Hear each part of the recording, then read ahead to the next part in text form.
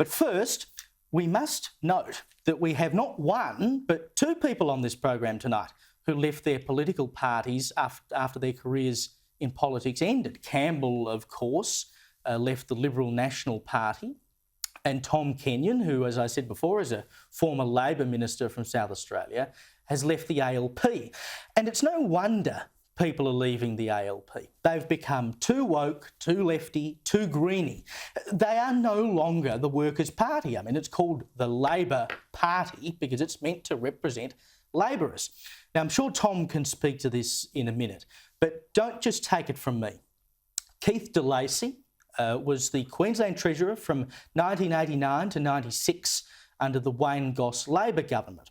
He is now lashing his own party for veering too far to the loony left. He spoke to Peter Gleeson of this channel for a yarn in the Courier Mail this week and said, quote, "Most Australians are not in the front line of politics, yet they have a reasonable and sensible view of the world. Yet the left are telling them that you are racist and that your sons and grandsons are sexual monsters, rapists. They won't cop that, and nor should they," end quote. And in a new memoir, he says this of the quote-unquote progressives of the ALP, that they, quote, "have nothing more than a patronising, sneering contempt for working class people and their culture." And he's so right. And by the way, they might be woke in front of the cameras, but women in the ALP are now saying that they're told to wait their turn when they run for pre-selection against men. Now, we've been having this discussion for a long time about the fact the ALP is going too far to the left. But when you have respected elders of the Labor Party, like Keith de Lacy, who has dedicated much of his adult life to the ALP, saying it is going wayward, you have a serious problem. The Labor Party can either wake up to itself and join the rest of Australia in the sensible centre, or it can choose to chase the green woke vote. And if it does that, it can say goodbye to ever winning another federal election.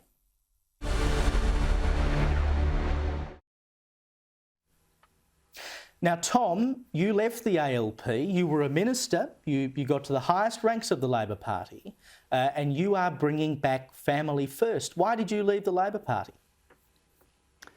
Well, you alluded it to in your piece just now, Caleb, but you're seeing the Labor Party is largely, it doesn't really have debates about economic issues anymore.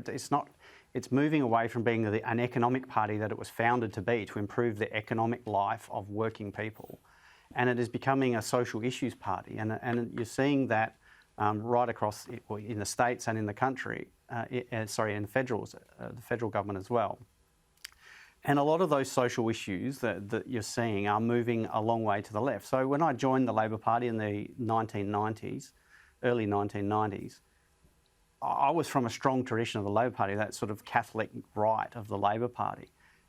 And now there's very few of those people left in the Labor Party. And the Labor Party, I feel like I haven't changed much. My views on the world haven't changed a lot, probably mellowed a little bit. But the party seems to have veered a long way to the left of me. And now that there's not a lot of debate about economic issues in the Labor Party, they're more about the social issues. And I'm starting to disagree more and more with the Labor Party stance on those social issues. And I think the other thing you're seeing is recently where the Labor Party has had a choice between the interests of workers, the interests of jobs, and the interests of the environment or whatever else it is, they have tended to opt for the environment, whereas Labor Party voters, working class voters, have opted for their jobs. So where they've had a choice between their jobs or voting for the Labor Party, they've voted for their jobs. Yeah, and it's not a surprise. I mean, Campbell, you left the Liberal National Party, you're with the LDP now, the Liberal Democrats. You are trying to win a Senate seat in Queensland, and then the LDP is trying to get seats elsewhere. How much do you think of the Labor voting segment are you going to go after? And what do you think your chances of success are? Well, in terms of chances of success, Caleb, I'll leave that to the actual pundits. But I'll say this, that I think that there are votes that I can harvest and the Lib Dems can harvest from both disenchanted Liberal National Party voters and from also people who traditionally have supported Labor. For example, I have always been a strong supporter of the resources sector, particularly the coal sector. So I'm going to be going after those votes in central Queensland because I will stand up for those workers, unlike, for example, people in the LNP who don't even, most of them now are going pretty woke themselves.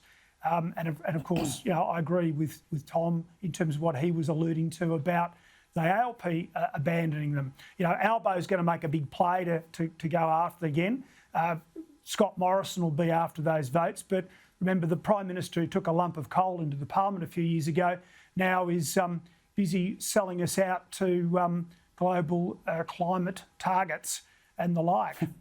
This is the problem. I'll just encapsulate the problem for both the Labor Party and the LNP. It's this, that the people are coming from either a union official background, political staffer into Parliament, and on the LNP side, they've perhaps been a policy advisor to a minister, or they've been in, say, one of the peak industry bodies, and then they're into Parliament. And they've never had any real jobs. They don't care about small business. They don't care about blue-collar workers.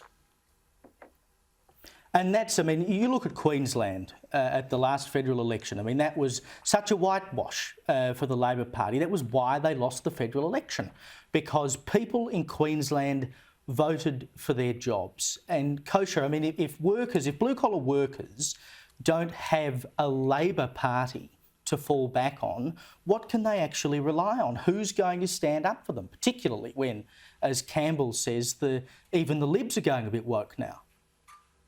It's true, and I think this shift that you're talking about with left-leaning parties shifting more and more to the left, Caleb, is something that we can see in Western democracies everywhere, shades of this. I think, Tom, some of what you said actually had echoes of Ronald Reagan to me, who very famously many years ago said that he was a former Democrat, well-known, and he said that he did not leave the Democrat Party left him. And just as recently as 2016 in America, you had Bernie Sanders, who ran against Hillary Clinton in the Democrat Party on this platform of representing the working class, representing the labor class. And he was quite successful with that. So this sort of schism, I think, is being seen in many, many countries. But the only thing, and I think it's deliberate, where they are pursuing a shift in their constituency away from the labor class and more deliberately, I think, stitching together this sort of tenuous coalition of very different groups, such as minorities, recent immigrants, single women, young millennials. And it's a bit of a tenuous coalition because those groups don't have a lot of values in common. They're usually united by sort of a shared opposition to a party or a figure on the other side, such as somebody like Donald Trump. And that's not really a stable strategy. However, the only issue where I think in what you said, Caleb, that might be a bridge too far is the expectation that if they continue down this road, they will become obsolete politically because they're so far away from the mainstream. Because unfortunately, they're winning elections. They just won the 2020 election in America. Right now, the last polling I saw over here showed Labor winning 54 to 46, if that holds, and that's kind of a landslide. And so I think, the reason is they've got the advantage of culture, where a lot of their message, this left-wing platform, has support from academia, from Hollywood, places like that. And we know politics is downstream from culture, so they've got that advantage. And then the second advantage is whether they win or lose is not just based on their performance, it's also based on the performance of the other side. And the center-right party in all these Western democracies have really been disenfranchising their core constituencies for a very long time, whether it's Republicans in America or the Liberal Party here with border closures and running up debts and deficits and all of that. So, there's a bit of malaise on the center-right side of the aisle, which is sort of a gift, handing a gift to the center-left. And I think we're seeing this in many countries, and some things got to recalibrate, because otherwise, you're right, we are shifting more and more towards the left. And it'll be interesting to see as well. You can already see it, the Labor Party sort of losing seats to the Greens in the inner city, and that's obviously something they're cognizant of and they're worried about, which I think is in part driving their move to the left a bit because they want to get those seats back. But let's leave the Labor Party there.